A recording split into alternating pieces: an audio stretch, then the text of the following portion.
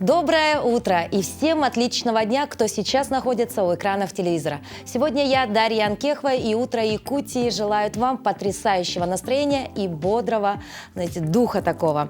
Сегодня, конечно, мы спешим анонсировать, что же ждет нас в течение утреннего эфира. Во-первых, мы ждем очень уважаемого и почетного гостя из далекой Японии. Также сегодня вместе с моим коллегой Русланом Ачировым мы немножко попутешествуем. Обязательно сегодня у нас будут постоянные рубрики. Ну и, конечно, сегодня мы поговорим еще о такой интересной вещи, как кража велосипеда. Ведь сегодня от такого не застрахован никто. Ну и сегодня мы познакомимся с профессией хормейстера. И, конечно же, начнем мы, как всегда, с доброй традиции рассказа о погоде. В 6 часов утра в центральных районах температура воздуха была на отметке плюс 17 градусов. В Заречной группе 9-17 градусов выше 0. В южных районах до плюс 11. В Вилюйской группе 11-14 градусов со знаком плюс. В Нижнеленских 12-16 выше 0. В западных до 14 градусов тепла. В Колыман-Дигирской группе улусов 10-17 со знаком плюс. В Янских 10. На северо-западе от 0 до плюс 9 градусов. В Якутске температура воздуха на 6 часов утра была на отметке 17 градусов. Атмосферное давление 743 миллиметра ртутного столба. Ветер юго-западный 2 метра в секунду. Сегодня днем небольшой кратковременный дождь. Ветер северо-западный 3,8 метра в секунду. Температура воздуха ожидается до плюс 24 градусов.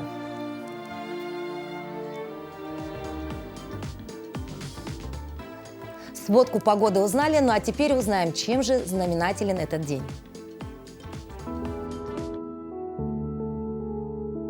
16 июня – Международный день африканского ребенка и Международный день семейных денежных переводов. По народному календарю северо-западный ветер предвещает сырую погоду и болезни, восточный ветер – разного рода инфекции, а северо-восточный – беспрерывные дожди. Проливной дождь 16 июня обещает хороший урожай грибов. 16 июня 1903 года Генри Форд основал автомобильную компанию Ford Motor. 16 июня 1925 года в Крыму открылся всесоюзный пионерский лагерь «Артек». 16 июня 1963 года состоялся космический полет первой в мире женщины-космонавта Валентины Терешковой. В этот день в 1752 году родился Салават Юлаев, национальный герой башкирского народа, сподвижник Пугачева. 16 июня 1888 года родился Александр Фридман, русский математик и геофизик.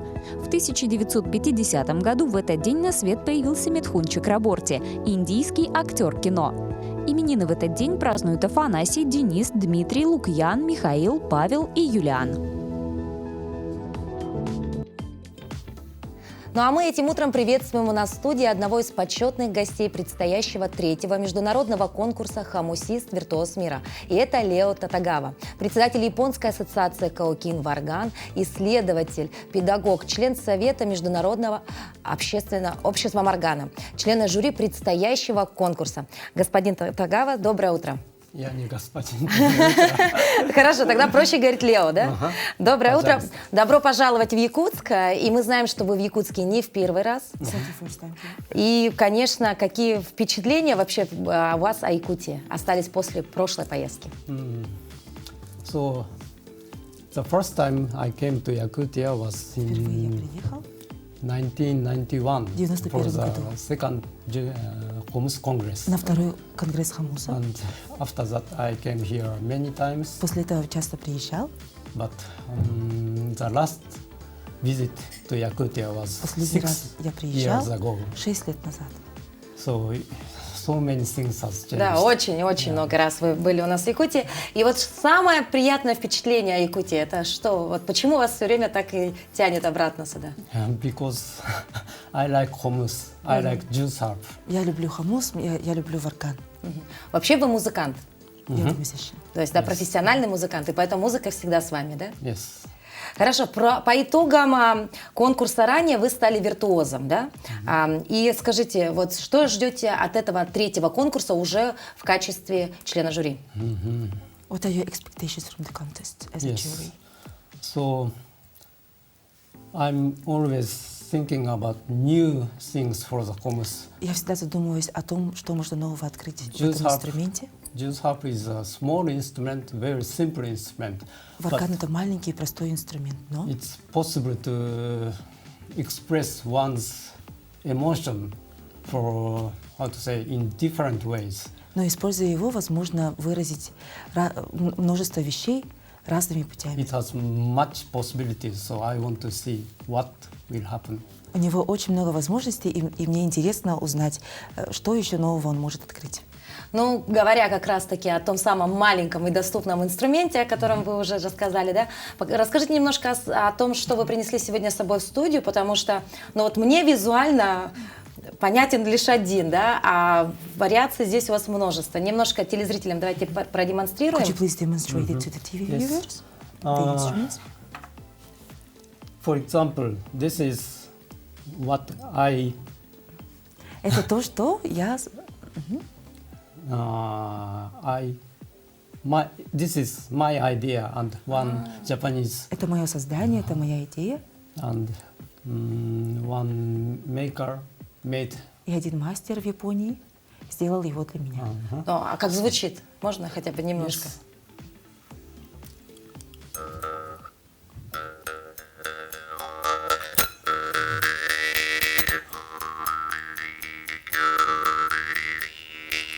Да. Ну, созвучен с нашим, с якутским Yeah, хамусом. it sounds like hummus. Just like that. Хорошо. The shape is Да. usually the hummus is like this. Да, Просто это Everywhere in the кольцевидную world. форму. But this is Hummus. coming this way. А он, получается, вот начинается как хумус, но заканчивается немного не так. Хорошо, Не здесь есть такую что-то форму. вообще невероятное. Вот такое.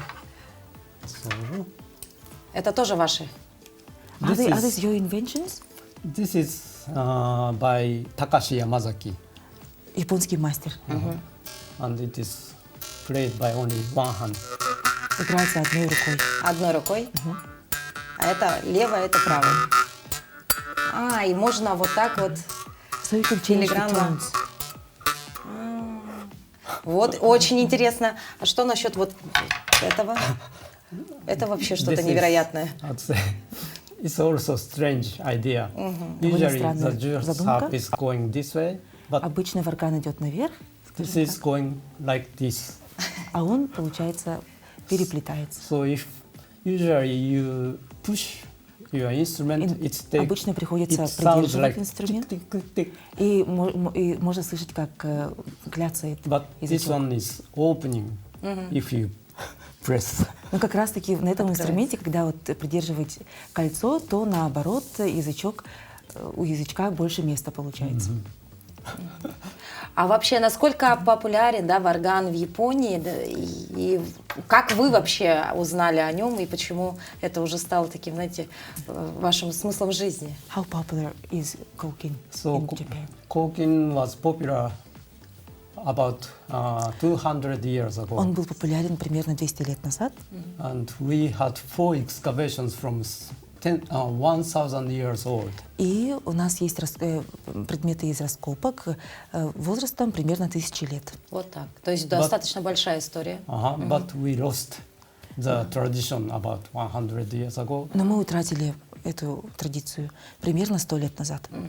So А I want- как вы пришли к нему лично? And you personally, how did you start playing kokin? In Japan, we still have the tradition.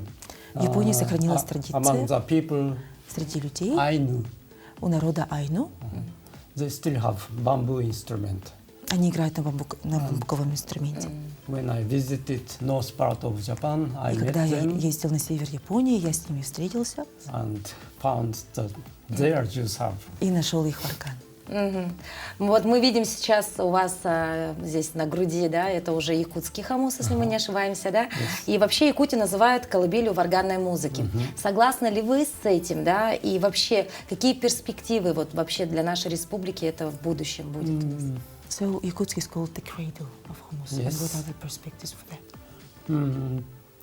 I actually don't agree that this is Yakutia is the place of birth of hummus. Я считаю, что Якутск — это не то место, где родилась икра на Варкане, Because we have older excavations from поскольку other есть более places. древние раскопки, And находки so we археологические. can say that Yakutia is the center of modern Jews harp culture. Якутия — это центр современной хамусной культуры. И, соответственно, сегодня вы у нас в гостях, да, но вот вы приехали же не с простой миссией, вы приехали в качестве члена жюри, да. Вообще, какой конкурс будет, в чем будет заключаться программа, да, и сколько участников, возможно, уже заявлено, может быть, знаете? So how many participants are there in the contest, and what kind of contest it's going to be like? As a jury, could you give your comments, please? So this time 38 participants 38 участников на этот from раз different parts of the world. из разных уголков мира. And there will be much more variety of playing the Jews harp. Нам предстоит услышать множество вариаций игры на хамусе. So it is very difficult to judge who is the better. И у нас стоит сложная задача выбрать наилучших. Наилучше. А какими качествами должен обладать настоящий виртуоз мира? So what are the qualities that the true world virtuoso should have? So it is really honorable. Это очень почетное звание. Вот. Мы благодарим вас, желаем, конечно же, вам успехов, благодарим вас за такую любовь very much for к варгану, в this, for частности, such love к хамусу. И for мне Jews кажется, сейчас зритель хотел бы услышать, как играет почетный гость из Японии на якутском хамусе. Would you please play the Yakut? Нужно показать свои навыки все-таки. Умеете ли вы, да? Please let us see how you play this national instrument.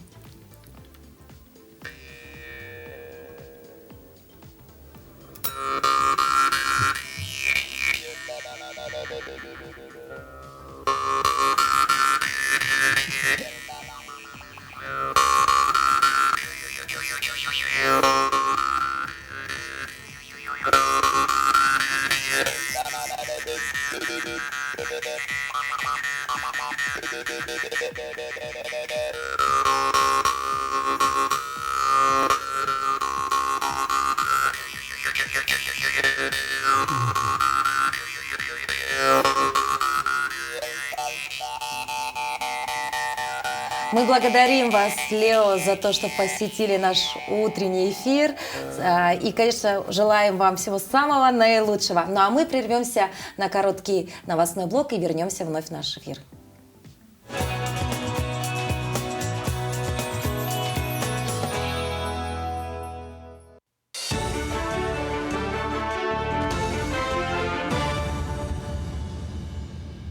Коллеги, доброе утро. Доброе утро, Якутия. Сейчас блок новостей.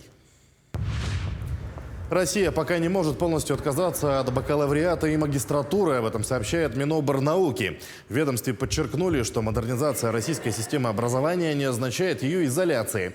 Россия на сегодняшний день не может полностью отказаться от бакалавриата и магистратуры, так как миллионы россиян уже получили дипломы бакалавра. Их нельзя лишать возможности продолжать обучение. Болонская система может оправдать себя для креативной индустрии. Для таких профессий, как юрист или инженер, нужен специалитет, отметили в Минобрнауки. Между тем, прием заявлений в колледже открылся на портале госуслуг. Сервис по приему заявлений в 1180 колледжей в 36 регионах России доступен на портале. При этом документы можно подать в неограниченное число образовательных организаций. Специальности и профессии можно выбрать также любые. Подать заявление можно только на очную форму обучения. Для того, чтобы подать заявление, необходимо указать уровень образования. 9 или 11 классов, выбрать образовательную организацию, указать персональные данные и требуются ли особые условия. Приложить скан документа об образовании и оставить контакты родителей. Заявления принимают до 15 августа. В городе Вилюйске 205 многодетных семей и семьи с людьми с инвалидностью получили земельные участки для строительства дома. Участки раздали путем жеребьевки. Для улучшения жилищных условий 54 участка получили семьи с инвалидами и 151 многодетная семья в новых микрорайонах города. В настоящее время работают в направлении развития инфраструктуры. 65 было роздано в местности Оруктах-2 и 140 в местности Кустах. Из них можно отметить то, что 151 земельный участок были розданы семьям, имеющих 3 и более детей, и 54 инвалидам и семьи, имеющим в своем составе инвалидов.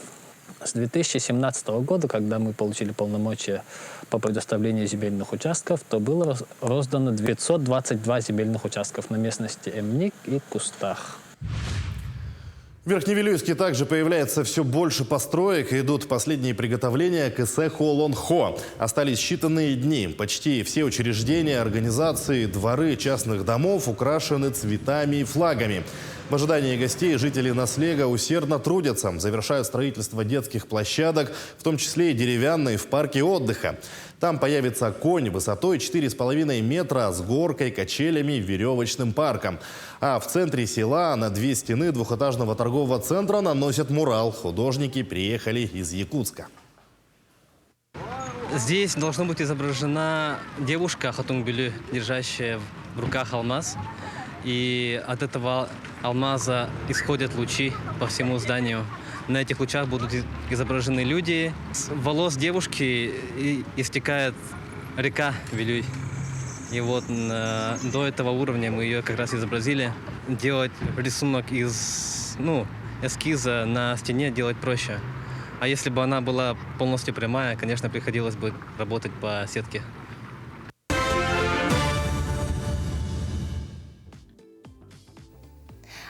Наша профессия тем и хороша, что мы имеем возможность общаться с разными людьми, интересными и популярными личностями. Но лично для меня еще больше удовольствия доставляют поездки и возможность увидеть красоты природы нашей родной республики. Итак, мой коллега Руслан Ачиров, вы, наверное, уже заметили, что он отсутствует от наших утренних эфиров на протяжении достаточно долгого времени и неспроста, ведь он у нас находится в очередной командировке. Вот где он побывал и как, увидим в следующем репортаже. Мы подготовили для себя 10-дневное путешествие на горную реку Лямпушка. Подготовка заняла около месяца. И вот день выезда настал. И мы начали наш путь длиной более 1000 километров. Нашей целью было знакомство с Лямпушкой и ледник, который находится на 230-м километре этой горной реки. Сейчас мы уже прибыли в Тюбяцы для того, чтобы спустить лодки и продолжить уже наш путь по воде.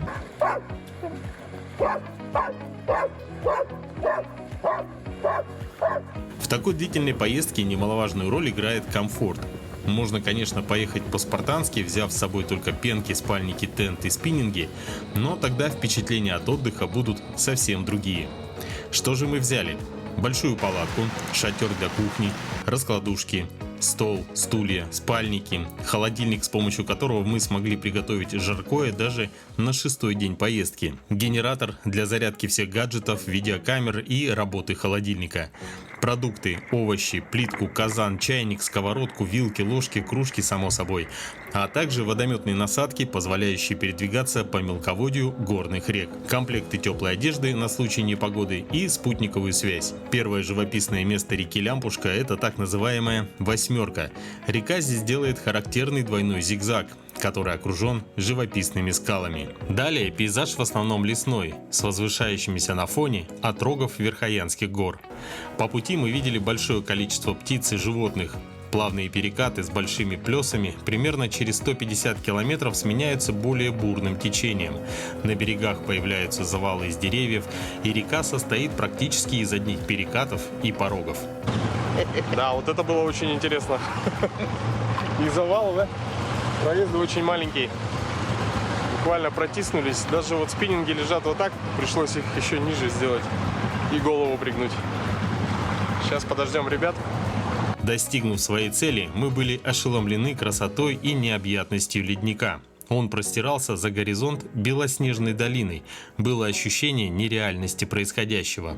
Ну что, друзья, лодка, лед, лето, солнце, тепло. Просто зашкаливают эмоции. Мы сделали это, мы добрались до наледи. Она просто бесконечная, она уходит туда в горизонт. теряется в горах. Дополнил картину одинокий олень, который встретил нас на наледи. Он, видимо, ждал нас в гости и был в курсе, когда мы приедем. Нам не хотелось уезжать с этого красивейшего места, но время поджимало, так как нам надо было еще вернуться в лагерь, который мы оставили ниже по течению. Полный сюжет про поездку смотрите в ближайших выпусках передачи «Испытано на себе» на канале Якутия-24. Молодец, Руслан. И на лодках передвигается, и на автомобиле. Совсем недавно он побывал на велосипеде в местности Кинкеме. И, конечно, это замечательная возможность передвижения. И, кстати говоря, следующий наш сюжет будет как раз-таки полезен для владельцев такого средства передвижения. И действительно, ведь для велосипеда не нужно иметь прав, не нужно стоять в пробках и искать место для парковки. Очень удобное средство, очень удобный транспорт. Но чем больше в городе велосипедов, тем чаще совершают их угоны. Некоторые владельцы надеются на авось и оставляют свой транспорт без присмотра. Этим и пользуются злоумышленники. Как избежать угона, что делать в случае кражи и как максимально облегчить полицейским работу по поиску украденных велосипедов, обо всем этом смотрите в следующем сюжете. У сотрудников полиции есть такое понятие – сезонные преступления. И, как правило, с наступлением тепла под эту категорию попадают велосипедные кражи. Практически каждый день в полицию поступает хотя бы одно заявление об угоне велосипеда. Очень часто кражи происходят из-за халатного отношения самих велосипедистов к своему транспорту. Нередко, заходя в магазин или в дом, велосипеды просто оставляют у крыльца, и некоторым личностям трудно пройти мимо такого соблазна. Поэтому главный совет от велосипедистов со стажем – никогда не оставляйте велосипед без присмотра.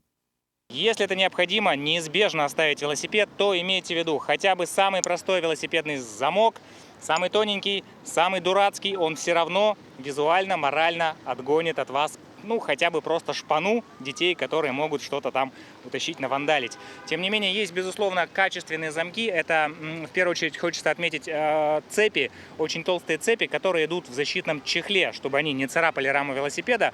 С ними придется повозиться подольше. А также бывают такие вот П-образные скобы. Они сделаны из гнутого прута стального, как правило, и они практически не поддаются перекусу, распилу. Вот с ними придется повозиться дольше всего. Для того, чтобы максимально защитить свое имущество, велосипед можно поставить на учет в полиции. И тогда, в случае кражи, полицейским будет проще его найти по приметам, по фотографиям и, самое главное, по уникальному номеру рамы, который должен быть вписан в паспорт транспортного средства при покупке велосипеда. Полицейскими создана база данных, в которую вносятся сведения о велосипеде и владельце. Чтобы поставить на учет свой транспорт, достаточно обратиться к любому патрульному экипажу или подойти в территориальный отдел полиции города и заполнить анкету, где нужно будет указать особые приметы велосипеда, предоставить фото хозяина с транспортом, а также фото велосипеда, включая номер рамы. Затем предоставленные сведения вносятся в базу данных для облегчения розыска и опознания случаев совершения кражи. Также, если ваш велосипед вдруг украли, можно обратиться к профессиональным веллерам. В городе существует несколько групп в социальных сетях, посвященных велосипедам. Информация о краже поступает туда, и каждый второй угнанный велосипед в Якутске разыскивается при помощи участников велодвижения. Дело в том, что велосипедисты, они, конечно, немножечко лучше разбираются в марках, в особенностях велосипеда, чем простые граждане, и поэтому они могут обратить внимание на такие особенности, которые для простого человека могут быть незначительными. Скажем, тип переключателей, размер колес, какие-то особенности конструкции. И благодаря этому вероятность нахождения велосипеда именно участниками велодвижения, участниками велогрупп, она гораздо выше. Будьте внимательны к своим велосипедам, и тогда оставшееся лето вам не придется провести в статусе пешехода. Александр Хавренко, Григорий Хлопков, Якутск. Доброго утра желаем всем, кто только подключился к нашему эфиру. И сейчас у нас на очереди очередная наша традиционная рубрика «Пусть мама придет». Сегодня в этой рубрике мы познакомим вас с двумя сестренками. Это Вероника, ей всего лишь 2 годика, и Доминика, ей 1,5 годика. Мы очень надеемся на то, что среди наших зрителей найдется настоящая семья для этих девочек. Познакомьтесь с двумя замечательными сестренками. Это родные сестренки Доминика и Вероника. Доминике 1,5 годика, Веронике 2 годика. Вероника и Доминика – спокойные и ласковые девочки. они не расстаются друг с другом ни на минуту, все всегда делая вместе. Они любят собирать пирамидки, изучать разные игрушки, проявляя терпение и усидчивость.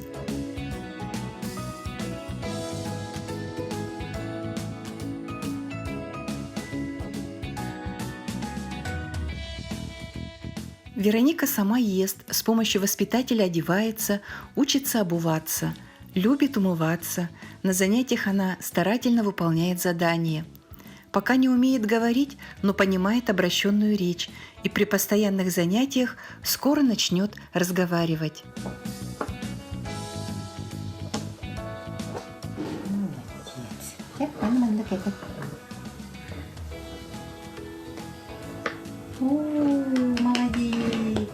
Младшей Доминике присуща любознательность. Любое дело она доводит до конца.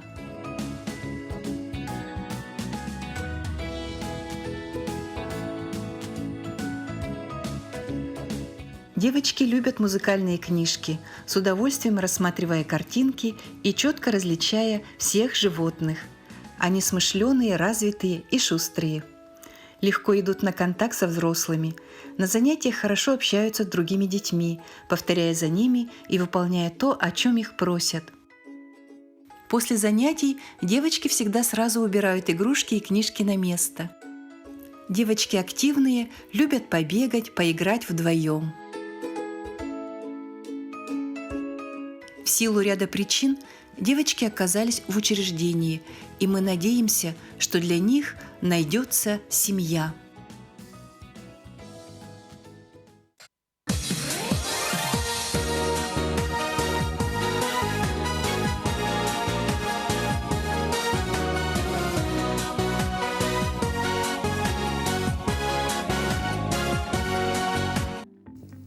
Тем временем в нашу студию пришли гости. И это Анна Пшенникова, она является журналистом. И ее воспитанник, ученик 8 класса Игорь Пастухов. И пришли сегодня они не просто так. Расскажут они нам сегодня о конкурсе, где они завоевали первое почетное место. Что за конкурс, где он проходил, узнаем прямо сейчас. Доброе утро.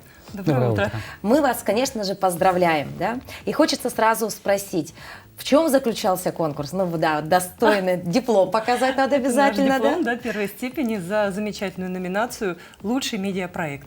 Лучший медиапроект. И вы создавали тот самый журнал. Все верно. Давайте покажем, да? Вот. Это достойнейший журнал, да, который принимал участие. В чем заключался конкурс, где он проходил и сколько участников было? Это дальневосточный конкурс детской и юношеской прессы. Он проходил уже в 3-й раз в рамках медиа-саммита. Организаторы – это Дальневосточный университет. На конкурс традиционно собираются самые такие мощные силы детской и юношеской журналистики со всего Дальневосточного округа. Мы принимали с нашим журналом в 1-й раз, потому что у нас и журнал-то молодой, ему всего только год. И вот, тем не менее, победили в самой лучшей, в самой престижной номинации «Лучший медиапроект». Вот так. То есть вашему журналу всего год, да? И вы его выпускаете на базе вашей общеобразовательной школы? Верно. 30-я школа имени Валерия Кузьмина. То есть это такой некий проект. Давайте поговорим уже непосредственно с нашим участником, да, Игорь? Вот как ты пришел вообще в журналистику и почему, какую работу вообще ты проделаешь для данного журнала? Вообще, я пришел в нашу редакцию после 1-го выпуска. В 1-м выпуске я участвовал как приглашенный гость для рубрики «Лучшие из нас». Так, а я найду, посмотрю. Так. Да, а после того, как у меня взяли интервью, про меня написали целую статью, и меня очень много учителей нашей школы стали спрашивать об этом, я заинтересовался этим и решил вступить в нашу редакцию. И меня очень тепло восприняли. Я влился, будто бы я всегда здесь был. В нашей редакции. И какие функции у тебя сейчас есть? Я корреспондент. Моей задачей является написание авторского материала и сбор информации. Например, для статей рубрики «Стрит». В ней мы рассказываем об улицах нашего города. Или рубрика «Полет». В ней мы рассказываем об аэропорте Якутск. И в последнем нашем номере я написал 4 статьи. Вот так, 4 статьи. Ну, ты наш, мне кажется, будущий коллега. Нам как раз нужны такие люди, всегда очень инициативные, и ты прям четко излагаешь свою мысль. Вот, а вы как педагог, да, или как куратор выступаете все-таки? И педагог, и куратор. Потому что мы собрали редакцию в начале учебного года 2021, в сентябре. Кинули клич, к нам пришли старшеклассники. То есть ребята совершенно не представляли себе, что такое журналистика, им просто казалось, что это что-то интересное. А что именно и как это делается, они не знали. Поэтому мы сочетаем и практику, то есть непосредственно написание статей, работа с респондентами, и теорию. И это очень важно, потому что вот эта научная организация труда, она действительно очень важна для журналиста. Вот мы с вами как коллеги, конечно, это понимаем. И я вижу, что не всегда молодые журналисты, те, которые уже сейчас работают, не всегда владеют просто предметом. Да. Ну, потому что обычно зачастую это те самые самоучки, которые посмотрели, пришли, хорошо говорят, много говорят, да, хорошо пишут, но навыков как таковых, основ, базы нет, да? Вот ты говоришь, расскажи, чему мы учимся, чему я вас учу? Да, конечно. Я очень хорошо помню о том, как вы нас учили о том, как правильно сформулировать список вопросов, как опрашивать респондентов и как работать грамотно с блокнотом и диктофоном. Это самая основа основ, потому что в последний выпуск я брал 3 интервью. Это очень много, и мне приходилось не раз вспоминать это. То есть твои основные помощники — это тот самый блокнот и... Диктофон. Диктофон, да? Запись из диктофона, да. Молодец, да, ну, достаточно такая очень у тебя интересная уже, можно сказать, работа, да, практически. А кто ваш читатель? Для кого вы все-таки создаете подобные работы? Вот, это очень хороший вопрос. Сначала мы думали, что это будут просто ученики нашей школы, Да. ну, наверное, еще педагоги. Да. Потом оказалось, что журнал вызвал очень большой интерес. И наш директор нашей школы, Дмитрий Михайлович Санаров, он очень увлекается авиацией. И он очень хотел, чтобы у нас возник этот журнал, именно бортовой журнал школьный. Ему понравился наш продукт, тот, что мы сделали, и он стал его активно всем показывать, и люди заинтересовались. И оказалось, что наша аудитория гораздо шире, чем просто школьники. Да, чем просто школьники. Ну и сегодня, я так смотрю, у вас, знаете, очень много интересных статей именно не для школьного возраста. Очень много полезной информации здесь, да, у вас. И какие планы-то в дальнейшем? Мне кажется, может, пора бы уже выходить и на... Знаете, на такую публику уже не только в рамках нашего города, уже можно сделать его так республиканским. Ну, вот смотрите, какое дело. Во-первых, что касается аудитории, конечно, мы очень серьезно работали с целевой аудиторией. Да, вот скажи. Да. Мы особенно поработали над рубриками постоянными, которые есть в нашем журнале. Я отчетливо помню о том, как мы разбирали и придумывали новые рубрики. Это, например, экспедиция, где мы рассказываем об интересных походах, в которых побывали наши педагоги. Или, например, рубрика «Лучшие из нас». Мне рассказывают об ярких представителей нашей школы. Еще очень интересные рубрики — это «1000 фактов о школе». У нас есть рубрика «Стрит», очень интересная. Ты говорил про нее? Да, а Старый город. Да, Старый город обязательно, потому что Старый город выпускается на 2 языках — русском и английском. И наши редакторы, наши корреспонденты консультируются учителя английского языка. Они помогают им, как правильно переводить, и указывают на их ошибки, что помогает моим коллегам в будущем. Вот, и я хочу добавить, что у нас этот журнал рассчитан на старших школьников, но когда мы придумывали концепцию журнала, мы решили, что как-то грустно, если мы обделим наших маленьких читателей. И поэтому мы создали вот такое замечательное приложение для младших школьников «Самолетик». Невероятно содержательный, яркий продукт у нас получился. Здесь он немножко у нас... Ну, то есть здесь все есть. Контент и развлекательный, и познавательный, и ребятишкам очень он понравился. И поэтому у нас аудитория очень разная. Какие у вас планы-то в дальнейшем? Все-таки журнал будет продолжать свою жизнь, да? Или вы, может, хотите перевести его в электронный формат? Нет. Вот по поводу электронного формата обязательно хочу сказать. Мне показалось очень важно, чтобы журнал был именно печатный. Почему? Потому что сегодняшняя молодежь все-таки потеряла навык работы с текстом, работы с печатной продукцией.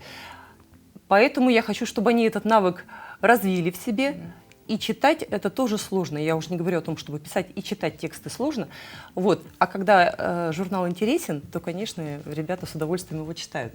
А пока наш главный план – это с сентября продолжить работу с новыми силами. С новыми силами. А может быть, у тебя есть какое-то пожелание? Ты бы хотел создать какую-то новую рубрику, возможно, может, хотел бы взять интервью у какого-то человека. Вот прям мечта у тебя есть. Да, у меня есть мечта. Я, на самом деле, очень долго думал над тем, чтобы пойти по вашему пути. Также войти в журналистику или пойти, например, ведущим новостей. Но сейчас я колеблюсь между разными выборами. Одна моя часть хочет пойти хочет пойти в искусство, другая часть хочет пойти в культуру, другая часть хочет пойти вообще в педагогику. Но я думаю, что в будущем я точно решу, кем я буду, и, может быть, когда-нибудь я буду вашим коллегой. Спасибо. Мы очень надеемся, и действительно, ну такие ребята самородки, да, нам нужны в нашей республике, поэтому мы тебе желаем всего самого наилучшего, и вот так же стремительно продолжай идти по тому пути, который ты поставил перед собой. Ну, я думаю, с такими-то помощниками и с такой-то поддержкой, мне кажется, все у тебя получится. Спасибо вам за вашу работу, и мы желаем вам доброго дня. И если школьники Якутска занимаются созданием журнала, то их вилюйские сверстники увлечены превращением отходов в доходы. Воспитанники центра содействуют семейному воспитанию, создают из отходов новые вещи, необходимые, конечно же, для повседневной жизни. И следующий материал именно про это. Утилизация отходов – глобальная проблема настоящего и будущего. Шагом на пути к чистому будущему может стать переработка второсырья, дальнейшее его применение в разных сферах. И вот воспитанники Центра содействия семейному воспитанию имени Степана Аржакова стали развивать практику рационального использования отходов. Первичная задача нас, воспитателей, это круглогодичная занятость наших воспитанников. Мы участвовали в гранте главы УЛУСа. На эти деньги мы закупили оборудование. В основном это оборудование для косторезной мастерской и для кузнечного ремесла. В зимнее время дети занимаются у нас в центре, в мастерской. Ну, чтобы занять наших детей в летнее время, мы с ребятами, посоветовавшись, придумали проект «Отходы в доходы». Проект заключается в том, чтобы собирать мастерских, автомастерских, там, брошенные разные детали, и уже из них мы планируем делать малые архитектурные скульптуры. И эти скульптуры будут украшать территорию нашего центра, а также планируется постройка беседки у нас на летней даче. А там мы тоже будем использовать отходы от пилорамы. Мусор может применяться как сырье для производства новых товаров, необходимых в жизни. Практика из отходов в доходы смогла стать идеей для развития нового дела. Ведь готовое сырье поможет значительно уменьшить расходы на первичную продукцию и снизить процент загрязнения окружающей среды бытовым мусором. Ну, мы собираем из железа, там, дерева всякие.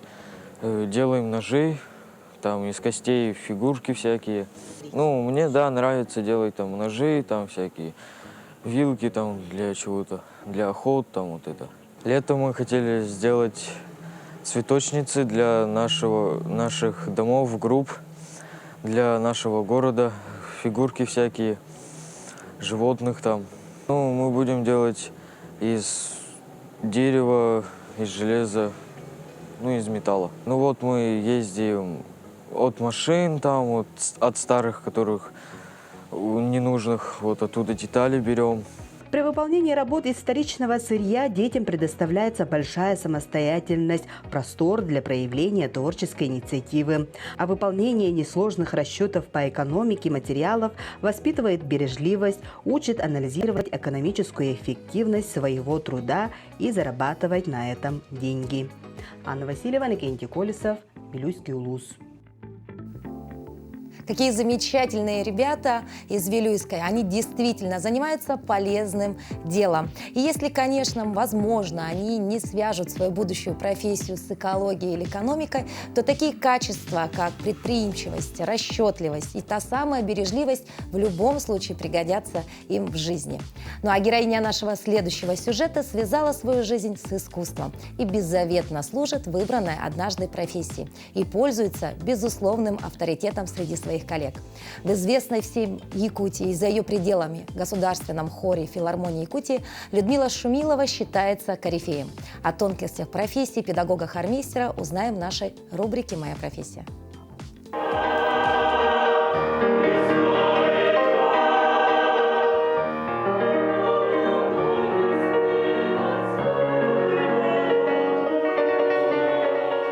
При выпуске музыкальной школы педагог-хормейстер сказал: «Люда, тебе обязательно нужно поступать на хормейстера».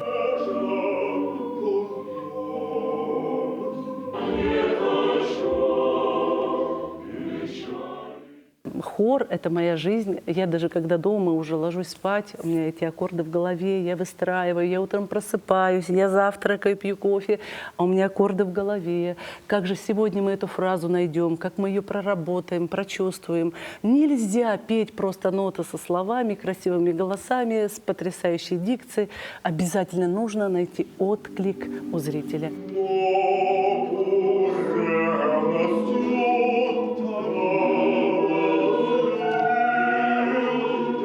Я стараюсь репертуар подбирать так, чтобы это было обязательно и очень известное. Обязательно.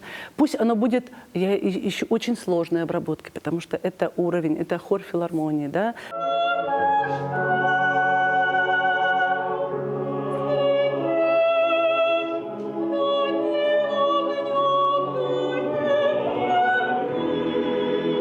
Вот эта техника жестов, знаете, это очень тонкая вещь.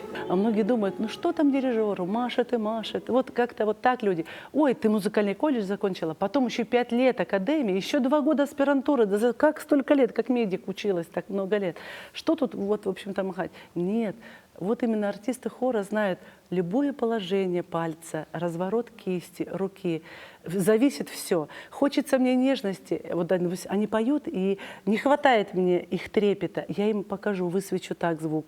Хочется остроты, я руку разверну. То есть тут вообще множество прикосновений к звуку. Да? Это так же, как можно ударить, можно погладить, можно уколоться.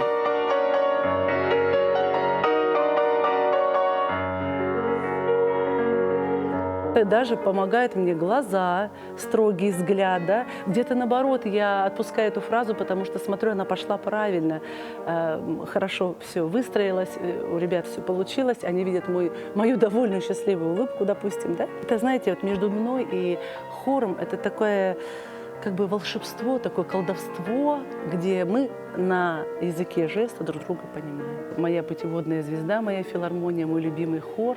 Это вся моя профессия, вся в этом. Я этим живу и очень счастлива.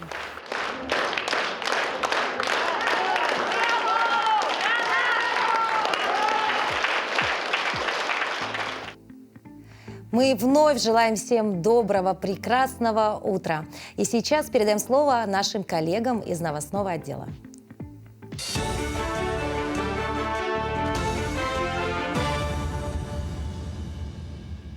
Доброе утро, Якутия. Далее блок новостей. Сдать кровь благородно. В Якутске продолжается неделя доноров. Она приурочена ко Всемирному дню донора, который отмечают ежегодно, 14 июня. В эти дни любой желающий может подойти на станцию переливания и сдать кровь. В Якутии более 16 тысяч доноров. Большая часть из них, а это около 10 тысяч, проживают в столице. Причем 40% это те, кто сдает кровь регулярно. Врачи отмечают, что благодаря развивающейся культуре донорства станция переливания получила возможность удовлетворять заявки всех лечебных учреждений и не испытывать острой потребности в донорской крови. За сегодняшний день уже прошло почти 70 человек доноров. Вчера было у нас 80 человек доноров. Вообще вот у нас число доноров увеличилось. Доноры приходят наши, которых мы очень любим, уважаем, всегда ждем. И каждый день, в общем-то, не меньше, чем 60 донаций. В Алдане продолжается благоустройство города. К середине июня власти райцентра уже выполнили обязательства по ямочному ремонту дорог. Теперь настала очередь городских улиц, которые покроют асфальтом. Завершились мероприятия по расчистке кюветов и облагораживанию клумб, навели порядок в парках и скверах, открытых спортивных площадках. А со следующей недели к работе подключат студентов медколледжа, которые в составе стройотряда приступят к разбору ветхих сараев и гаражей. Подписан договор соглашения со стройотрядом. Медколледж на сегодняшний день с АК ЖДЯ. Ждем тоже порядка 25 студентов, которые будут работать на благоустройстве города. В основном это снос сараев, которые легли, возникает пожароопасная ситуация, да? Жилье и все полностью. Люди не хотят в этом направлении участвовать. По мере возможности будем рассматривать комплексные гаражные застройки или действительно строительство жилья, но через аукцион земля пойдет. Продолжают озеленять и село Барагонцы. Одна из главных задач подготовки к 8-м спортивным играм народов Якутии – посадить более 20 тысяч цветов. Эта задача взяла на себя Мирюнская станция юных натуралистов. Работу начали в феврале, посадили семена цветов. Вырастили их до цветущего состояния. В настоящее время цветы высаживают в значимых местах села Барагонцы. В скором времени райцентр встретит гостей спортивных игр буквально в россыпи ярких цветущих красок. На сегодня у нас идут уже посадка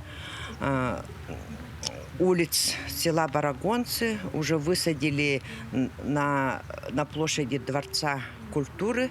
Посадим еще на аллеях героев. И возле почты, где там есть большая надпись «Барагонцы 2022». И вот сейчас, который мы вот сейчас высаживаем, пойдет на высадку стадиона. К текущему часу это вся информация. Всего доброго и удачного дня.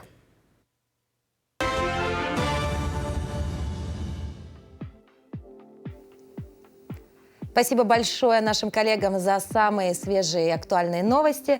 А у нас есть обратная связь от нашего телезрителя. Наша постоянная, активная очень телезрительница все время принимает участие в различных наших конкурсах, ну и, пользуясь случаем, пишет нам утренние сообщения. Во-первых, она написала нам «Доброе утро».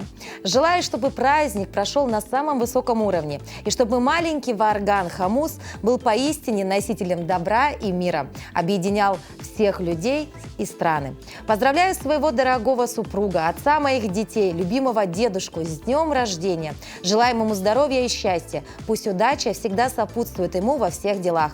Также поздравляю его со вчерашней победой в стрельбе на соревнованиях ветеранов МВД. Татьяна Семенова из города Якутск. Татьяна Семенова, мы, в свою очередь, передаем вам пламенный привет с республиканского телевидения и благодарим вас за вашу вот такую активное участие в наших утренних эфирах.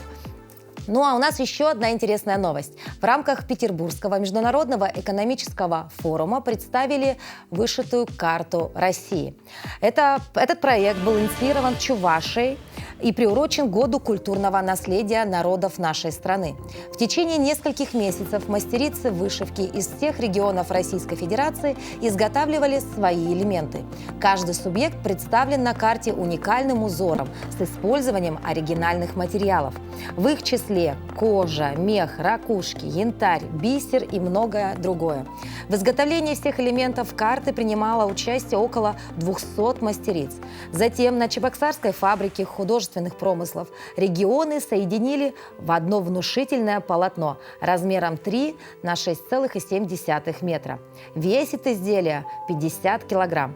В дальнейшем, в рамках Года культуры и наследия, карта отправится путешествовать по разным субъектам страны. Необходимо отметить, что самым крупным элементом на данной карте был, конечно же, регион нашей Республики Саха-Якутия.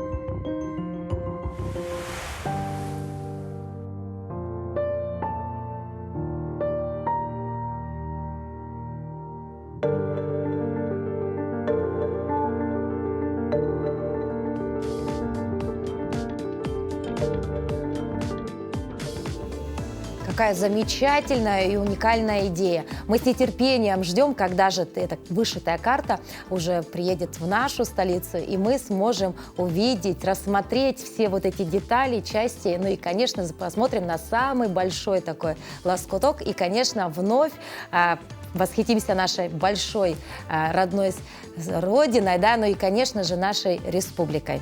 Сегодня у нас четверг, а это значит, что в кинотеатрах нас ждут премьеры. Какие, расскажет Катерина Винокурова.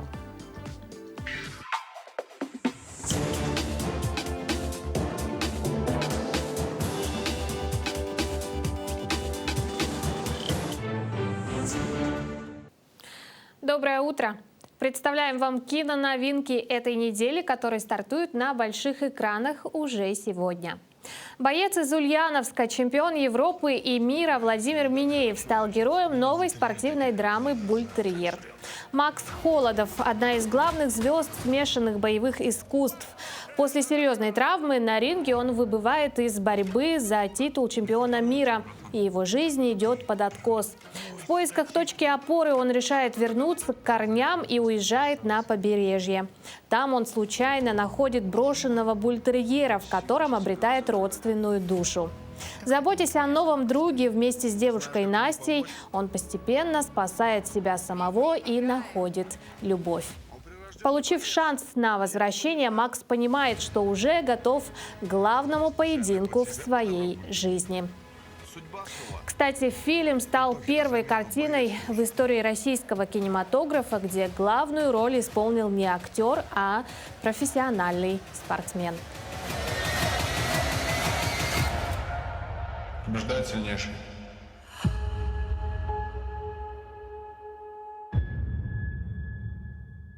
В российский прокат выходит казахстанский боевик «Время патриотов». Сюжет картины сконцентрируется на истории двух братьев военных, отец которых погиб при исполнении. Они сплачиваются в попытке остановить масштабный террористический заговор. Фильм посвящен памяти военнослужащих и сотрудников правоохранительных и специальных органов, кто погиб при исполнении служебных обязанностей, и приурочен к 30-летию вооруженных сил Казахстана. Создатели отмечают, что технически казахстанская картина снята по канонам успешного «Топ Ган Мэверик» с Томом Крузом. В ней будут показаны красивейшие места Казахстана.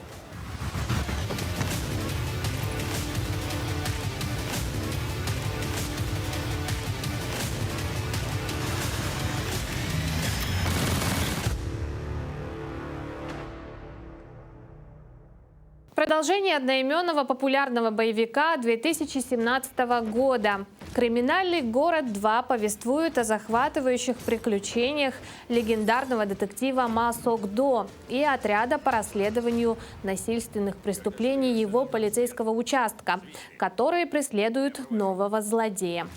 Фильм уже превзошел окончательный итог почти в 7 миллионов зрителей, зафиксированный оригинальным фильмом «Криминальный город».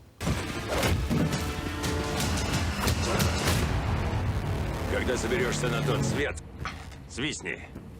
Я провожу.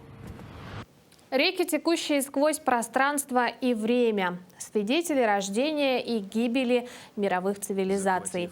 Испокон веков люди поклоняются рекам, черпают в них жизненные силы, пытаются их укротить, подчиняя своей воле.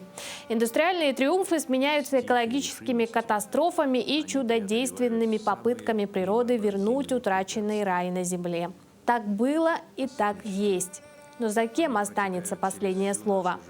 Смотрите документальную картину «Реки» от создателей фильма «Горы». Они текут в будущее, помня о прошлом. Ну а на этом у меня все. Желаю вам отличного настроения и приятного просмотра.